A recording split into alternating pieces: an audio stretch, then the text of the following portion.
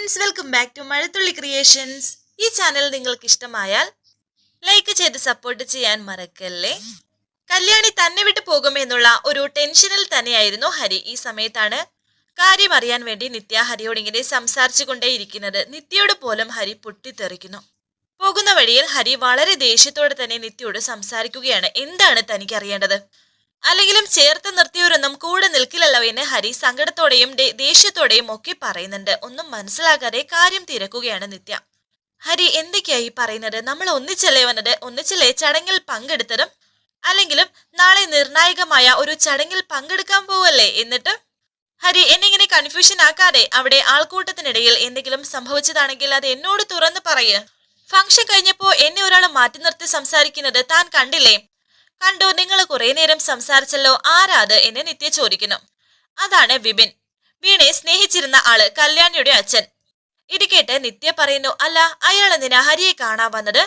അപ്രതീക്ഷിതമായി കാണാൻ വരുന്നവർക്ക് നമ്മളെ ഞെട്ടിക്കാൻ എന്തെങ്കിലും പറയാൻ ഉണ്ടാവുമല്ലോ.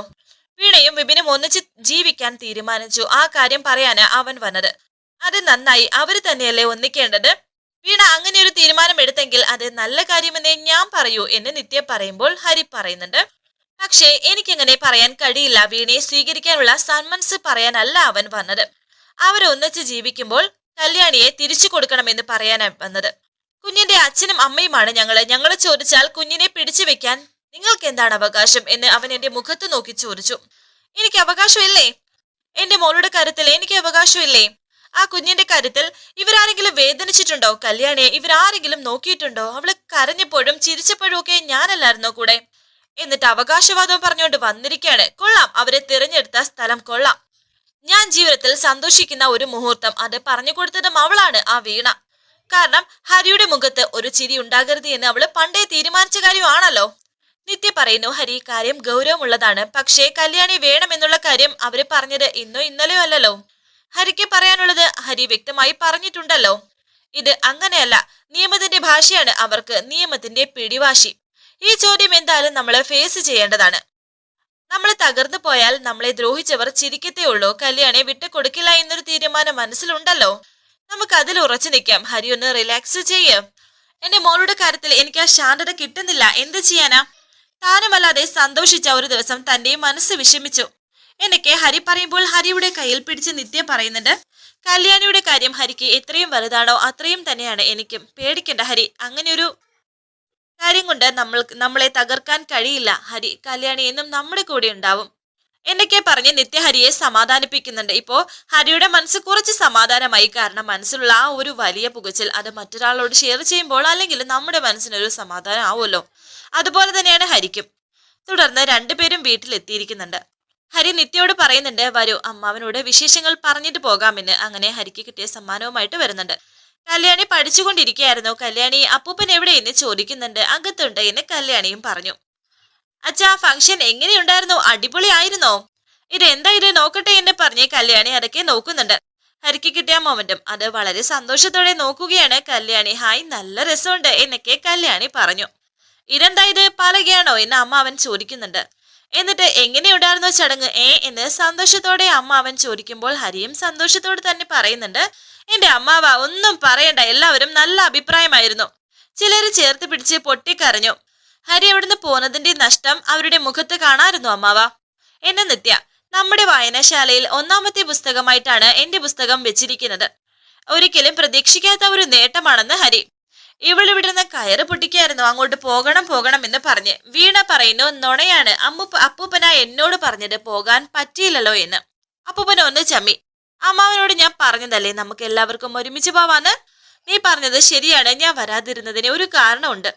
അവിടെ ഞാൻ എത്തിയതിനു ശേഷം ഏതെങ്കിലും ഒരാളിൽ നിന്ന് ഒരു മറുത്തൊരു വാക്ക് കേട്ടാൽ പിന്നെ എനിക്ക് അവിടെ പിടിച്ചു നിൽക്കാൻ കഴിയില്ല. പിന്നെ ഞാൻ സന്തോഷം അങ്ങ് പോവന്നേ. ഇനി വരാം, എപ്പോ വേണമെങ്കിലും വരാം. ഞാൻ പണ്ടേ പറയാറില്ലേ, നിന്റെ കൈ പിടിച്ച് ആ നാട്ടിലൂടെ നടക്കുന്നതാണ് അമ്മാവന് സന്തോഷം എന്ന്. അങ്ങനെ ഒരു ദിവസം വരണം. എന്തായാലും ജീവിതത്തിൽ ഒരിക്കലും അവിടെ പോയല്ലേ പറ്റൂ. അച്ഛൻ ഫംഗ്ഷന് പോയ കാര്യം വീണ അമ്മ ചോദിച്ചു. എന്നെ കല്യാണി പറയുമ്പോൾ ഹരി പറയുന്നുണ്ട്, എപ്പോ? വീണ ഇവിടെ വന്നിരുന്നോ? ഇല്ല, അപ്പൂപ്പന്റെ ഫോണിൽ വിളിച്ചിരുന്നു, അപ്പോ ഞാനാ എടുത്തത്. എന്നെ കല്യാണി പറയുമ്പോൾ ടെൻഷനോടെ ഹരി ചോദിക്കുന്നു, എന്നിട്ട് എന്താണ് സംസാരിച്ചത് എന്ന്. കല്യാണി പറയുന്നു വീണാമ്മയെ കാണാൻ തോന്നുന്നുണ്ടോ എന്ന് ചോദിച്ചു. കൂടെ വരുന്നുണ്ടോ എന്നും ചോദിച്ചു. നീ എന്നിട്ട് എന്ത് പറഞ്ഞു എന്ന് ഹരി പറയുമ്പോൾ കല്യാണി പറയുന്നു ഞാൻ അച്ഛനെ വിട്ട് എങ്ങോട്ടും വരുന്നില്ലെന്ന് പറഞ്ഞു. ടെൻഷനോടെ ഹരി നിത്യയെ നോക്കുന്നുണ്ട്. മോള് പോയിട്ട് സുജാറാമ്മയുടെ നിത്യ ഇവിടെ വന്നിട്ടുണ്ട് എന്ന് പറയേ എന്നെ നിത്യ കല്യാണിയോട് പറയുമ്പോൾ കല്യാണി താഴേക്ക് പോകുന്നു. എടാ അവളെ വിളിച്ചതും സംസാരിച്ചതും ഞാൻ അറിഞ്ഞില്ല. എന്തായാലും അവള് വെറുതെ ഇരിക്കില്ലല്ലോ എന്നൊക്കെ അമ്മാവൻ പറയുന്നുണ്ട്. എടാ നീ എന്തിനാ അതിൽ വിഷമിക്കുന്നത്, അവളെപ്പോഴും ചെയ്യുന്ന കാര്യമല്ലേ എന്ന് അമ്മാവൻ. അതുകൊണ്ടല്ല അമ്മാവ, കല്യാണി വിട്ടുകൊടുക്കണം എന്നൊരു ആവശ്യം വന്നിട്ടുണ്ട്. വീണയല്ല വിപിൻ എന്ന് പറയുമ്പോൾ തന്നെ അമ്മാവൻ ഒന്ന് ഞെട്ടി. അവൻ പിന്നെ വന്നോടാ എന്ന അമ്മാവൻ. ഫംഗ്ഷൻ നടന്ന സ്ഥലത്ത് വിപിൻ വന്നിരുന്നു. ഹരിയെ മാറ്റി നിർത്തി സംസാരിച്ചു. വീണയും വിപിനും ചേർന്ന് ചോദിക്കുമ്പോൾ കല്യാണിയെ പിടിച്ചു വെക്കാൻ നമുക്കൊരു അവകാശവുമില്ലെന്ന് പറഞ്ഞു എന്ന് നിത്യ പറയുമ്പോൾ അമ്മാവൻ പറയുന്നു എന്നിട്ട് നീ അവന്റെ മുഖത്തടിച്ചില്ലേ, തല്ലി കൊല്ലണ്ടേ ആ വൃത്തി കെട്ടവനെ. എടാ അവരല്ല, ദൈവം തമ്പുരാൻ മോളെ വന്ന് ചോദിച്ചാല് നമ്മുടെ കുഞ്ഞിനെ നമ്മൾ കൊടുക്കത്തില്ല. എടാ അവള് നിന്റേതല്ലേടാ എന്നെ സങ്കടത്തോടെ പറയുമ്പോൾ ഹരി പറയുന്നു പെട്ടെന്ന് കേട്ടപ്പോ ഞാനൊന്ന് പതറിപ്പോയി. പക്ഷേ ഞാനിപ്പോ ഒരു തീരുമാനം എടുത്തിട്ടുണ്ട്, ചെയ്യാനുള്ളതൊക്കെ അവൾ ചെയ്യട്ടെ, എന്റെ മോളെ എന്റെ കൂടെ ഉണ്ടാവും എന്ന് പറഞ്ഞ് ഹരി അവിടെ നിന്ന് പോയി. തുടർന്ന് വിപിന് വീണയും സംസാരിച്ചു നിൽക്കുന്നു. ഞാൻ മോളോട് സംസാരിച്ചു, അവളുടെ മറുപടി നമുക്ക് അനുകൂലമല്ലെന്ന് വീണ പറയുമ്പോൾ വിപിൻ പറയുന്നുണ്ട് അത് അങ്ങനെ ആയിരിക്കുമല്ലോ. ഹരി എന്നോട് പറഞ്ഞ മറുപടിയും വളരെ ഷാർപ്പായിരുന്നു. ഒരിക്കൽ ഞാൻ വലിച്ചെറിഞ്ഞ വീണയെ വീണ്ടും സ്വന്തമാക്കാനുള്ള അവകാശത്തെക്കുറിച്ച് ചോദിച്ചു. ഇതും വീണ പറഞ്ഞ് ചെയ്യിപ്പിക്കുന്നതാണോന്നും ചോദിച്ചു. കല്യാണി കൂടെയില്ലാതെ അച്ഛൻ നമ്മളെ അംഗീകരിക്കില്ല അല്ലേ? വിപിനെ ഞാനൊരു കാര്യം ചോദിക്കട്ടെ, അച്ഛന്റെ സ്വത്ത് കിട്ടാൻ ഈ ഒരു മാർഗം മാത്രമേ ഉള്ളൂ എന്നതുകൊണ്ടല്ലേ വിപിൻ എന്നെ കുറിച്ച് ചിന്തിച്ചതും എന്നെ കാണാൻ വന്നത്? ഇത് കേട്ട് വിപിൻ പറയുന്നു വീണ അച്ഛൻ അങ്ങനെ ഒരു കാര്യം പറഞ്ഞു എന്നുള്ളത് ശരിയാണ്. പക്ഷേ അതിനേക്കാൾ എത്രയോ മുന്നേ നമ്മൾ ഈ കാര്യത്തിൽ അവരെന്നെ ഉപദേശിച്ചതാണെന്ന് അറിയോ? അവരുടെ ഉപദേശം കേട്ടാണ് ഞാൻ മാറി ചിന്തിക്കാൻ തുടങ്ങിയത്. അത് സത്യം തന്നെയാണ്. പക്ഷെ എന്റെ കയ്യിൽ ഇപ്പോ ഒരു ജീവിതം ഇല്ല. തന്നെ ഞാൻ ജീവിതത്തിലേക്ക് വിളിച്ചത് സത്യസന്ധമായിട്ടാണ്. മോള് നമ്മുടെ കൂടെ എത്തിക്കഴിഞ്ഞാൽ ഞാൻ നോക്കുന്നതും അങ്ങനെ തന്നെ ആയിരിക്കും, അതിനെ ഒരു സംശയവും വേണ്ട. കല്യാണി ഇവിടെ കൊണ്ടുവരാൻ നിയമപ്രകാരമുള്ള എല്ലാ അധികാരവും നമുക്കുണ്ട്. അതിന് ഹരിയുടെ തീരുമാനത്തിന് വേണ്ടി കാത്തിരിക്കേണ്ട ആവശ്യമില്ല. നമുക്ക് നമ്മുടെ മോളെ വിളിച്ചുകൊണ്ട് വരാം എന്ന് പറയുമ്പോൾ വീണ പറയുന്നുണ്ട് ഒരു ബഹളം ഉണ്ടാക്കുന്നത് അത്ര നല്ലതല്ല. ഞാൻ ഒരു പ്രാവശ്യം ശ്രമിച്ചതാണ്. പിന്നെ വിപിൻ കരുതുന്നത് പോലെ അത്ര നിസ്സാരക്കാരനല്ല ഹരിയേട്ടൻ. ആത്മാർത്ഥമായി സ്നേഹിച്ച ഒരു കാര്യത്തിന് വേണ്ടി ഒരു പക്ഷേ ഒരാളെ കൊല്ലാൻ പോലും ഹരിയേട്ടൻ മടിക്കില്ല. പിന്നെ എന്ത് ചെയ്യണമെന്നാ പറയുന്നത് എന്നെ വിപിൻ?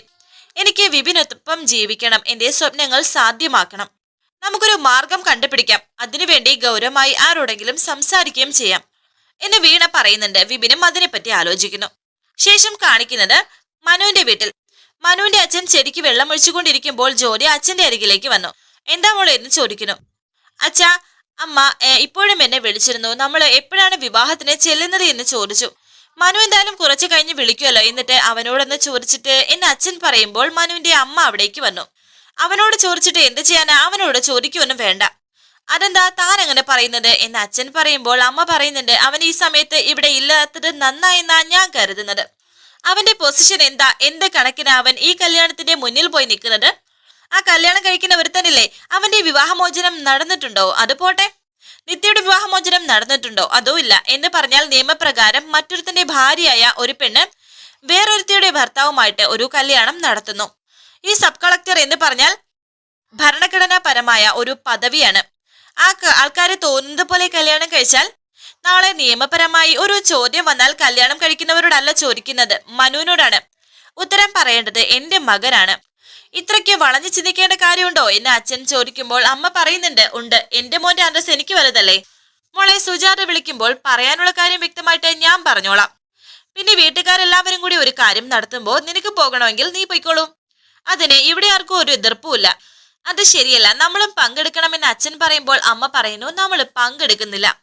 അതിന്റെ പേരിൽ ആർക്കെങ്കിലും എന്തെങ്കിലും പരാതി ഉണ്ടെങ്കിൽ അതിനോട് ഞാൻ സംസാരിച്ചോളാം. ഞാൻ ഇപ്പൊ തന്നെ സുജാതയെ വിളിച്ച് പറയണോ എന്ന് ചോദിക്കുമ്പോൾ അച്ഛൻ പറയുന്നുണ്ട് വേണ്ട, നീ ഇപ്പൊ പറയണ്ട. നാട്ടിൽ കേട്ടിട്ടില്ലാത്ത കുറച്ച് ചടങ്ങുകളും നാട്ടുകാരെ പറയിപ്പിക്കാൻ വേണ്ടി ഒരു കല്യാണവും. മനു ഇങ്ങനെ ഒരു കല്യാണം കഴിച്ചതിന്റെ അന്ന് തുടങ്ങിയതാണ് നാണക്കേടിന്റെ ആറാട്ട് എന്ന് പറഞ്ഞ് ദേഷ്യത്തോടെ അമ്മ അകത്തേക്ക് പോകുമ്പോൾ ജോലി കരഞ്ഞുകൊണ്ട് നിൽക്കുന്നു. മോളതൊന്നും കാര്യമാക്കണ്ട, നീ പോകാനുള്ള തീരുമാനം എടുത്തോളൂ. മനുവിനോട് ഞാൻ പറഞ്ഞോളാം. ഇത് കേട്ട് ജോലി പറയുന്നു അമ്മയുടെ ഓരോ വാക്കുകളും എന്റെയും എന്റെ കുടുംബത്തെയും പറ്റി കുറ്റങ്ങൾ മാത്രമാ പറയുന്നത്. മനുവിനെ ഞാൻ വിവാഹം കഴിച്ചതിൽ അമ്മയ്ക്ക് തീരെ അല്ലായിരുന്നു അല്ലേ? മനുവിന് ഇഷ്ടമായിരുന്നല്ലോ മോൾ, അത് മാത്രം ചിന്തിച്ചാൽ മതിയെന്ന് അച്ഛൻ. വീട്ടുകാരെ അന്വേഷിക്കും, മോള് പോകാതിരിക്കരുത് എന്ന് അച്ഛൻ സ്നേഹത്തോടെ പറഞ്ഞിട്ട് അവിടെ നിന്ന് പോകുന്നു. തുടർന്ന് കല്യാണിയെ കാണിക്കുന്നുണ്ട്. കല്യാണിയും ഹരിയും അമ്മാവനും അരികിലിരിക്കുകയാണ്. അച്ഛാ, കുറച്ചുകൂടി വലിയ മാല വാങ്ങിക്കണ്ടേ, ഇത് തീരെ ചെറുതാണ് എന്നൊക്കെ കല്യാണി പറയുന്നു. അവൾ എത്രാം ക്ലാസ്സിലാ പഠിക്കുന്നത്, സ്വർണം കണ്ടപ്പോ അവൾ അഭിപ്രായം പറയുന്നില്ലേ എന്ന് അമ്മാവൻ. നിത്യാമ്മയ്ക്ക് ചെറിയ മാല മതിയെന്ന് പറഞ്ഞു, അതുകൊണ്ടാ ഇത് വാങ്ങിച്ചത് എന്ന് ഹരി പറയുമ്പോൾ, ഇത് കൊണ്ട് ഞാൻ നിത്യാമ്മയെ കാണിച്ചിട്ട് വരട്ടെ എന്ന് കല്യാണി പറയുന്നുണ്ട്. അങ്ങനെ കല്യാണി ആ മാല കാണിക്കാൻ നിത്യയുടെ അരികിലേക്ക് പോകുന്നു. ഹരി വിഷമത്തോടെ ഇരിക്കുന്നു. നിനക്ക് എന്ത് പറ്റിയടാ? നിന്റെ ശ്രദ്ധ താലി എടുക്കുന്നതിലായിരുന്നില്ല.